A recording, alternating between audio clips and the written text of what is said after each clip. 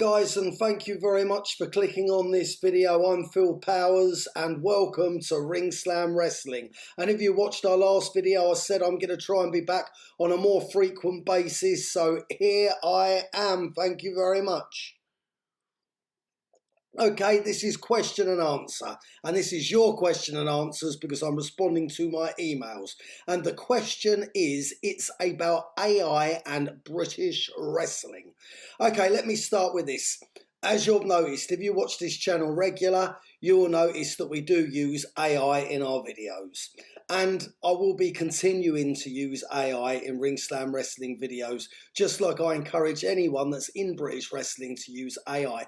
There's loads of sites that you can go to get AI video generation. You've got sites like Sora, that is through ChatGPT, but you have to pay your £20 a month subscription to get access to Sora. It's really good, and it does generate video realistic photos. You have to prompt it, but you can get decent clips, which is what we're currently getting for the channel for the videos that I'm making. Highly recommend it.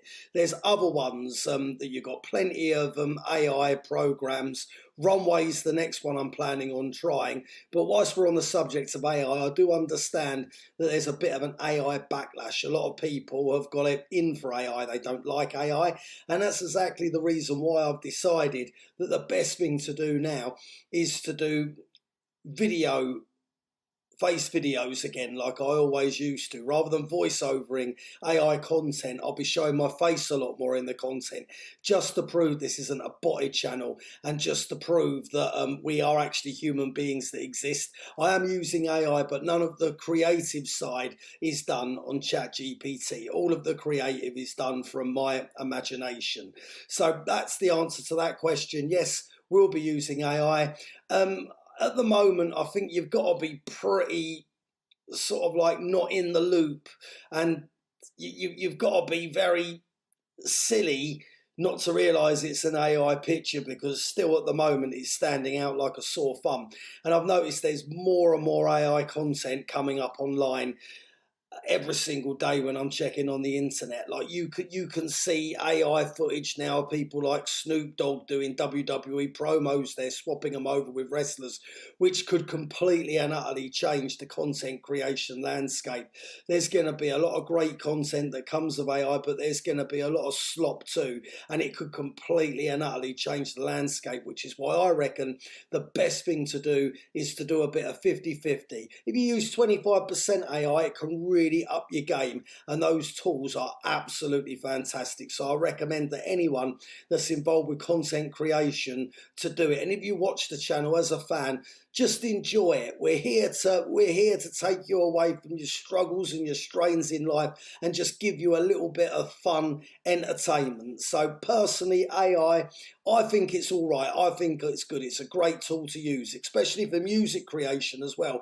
I know that there's friends that I've got that might actually be watching right now that will want to shoot me for saying, yeah, that like it's good for music. But I personally think it is good for music, especially for someone like me, who I can write music and I can come up with the sounds, but I can't actually play an instrument to save my life. So I do think it's a good thing. Well, that's that question. Shall we move on to the next question? It's a WWE related question. What are your opinions on WWE TKO's new ticket pricing structure? Well, first things first, I'm just going to say this. I drink tea. It's British, and I'm a British person. I'm a British wrestler, and I don't know an awful lot about WWE. I don't know the ins and outs of the business model. I don't necessarily know all the names. Would I like to start talking about WWE wrestling on the internet? Well, yeah, I would, because there's a market and an audience for somebody that talks about WWE. Maybe there will be a market in a 47-year-old British wrestler Div talking about WWE wrestling that doesn't really have much of a clue, other but the fact I've worked with quite a lot of the wrestlers that are there. Okay, so here goes. I will start talking about WWE, and perhaps on the channel doing some WWE reviews and some WWE talk, because that is what you guys like to listen to on YouTube. Now, about the ticket prices, before I bore you with me, this isn't about me, this is about you. Now, ticket pricing. Now, I believe that they've just had a SmackDown taping that was down to reports say 5,000 people, down from 12,000 people. Say it was 10,000 people, down to 5,000 people. So with the over-exaggerating, it's probably gone from 7,000 to 4,500 because there's a lot of fibbing on the attendances anyway. Like we do that in all leagues, we do that in our leagues. If we've got 100 people in, we've had 300 people in. If we've had 200 people in, we've had 500 people in. If we've had 500 people in, we've had 10,000 people in. It's just the way wrestling lies. So they're saying it's down. How drastic it's down? Like the reports are, it's 50% down. Well, if tickets are now double the price of what they were for the last show, they're not going to be doing too bad revenue-wise. Like that, probably the future of TKO is blatantly to push out people that haven't got a lot of money and have the super rich in. The same thing's happening in Saint-Tropez. They're making everyone get rid of the leases on their caravans. They're taking it all back and they're going to rebuild it a little bit, tie it up a bit and sell the caravans for double. This is to come in the future.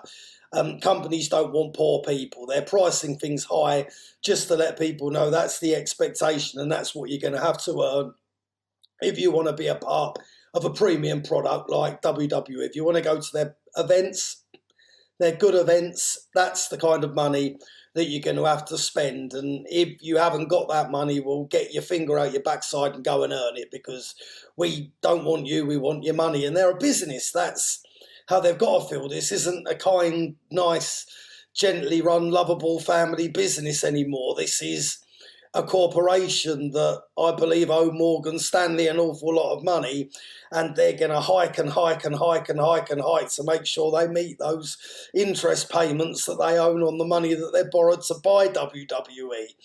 And if everyone thought it was going to be sunshine and lollipops and we love wrestling fans a year or so ago when this takeover happened, then you were fooled. You were fooled. Expect the ticket prices to go up even further, and expect that if you want to go, you're going to have to improve your revenue streams and get yourself a better job or cut back on a few of your habits so you can afford the luxury of going to a premium WWE event. But that being said, it might not be such a bad thing.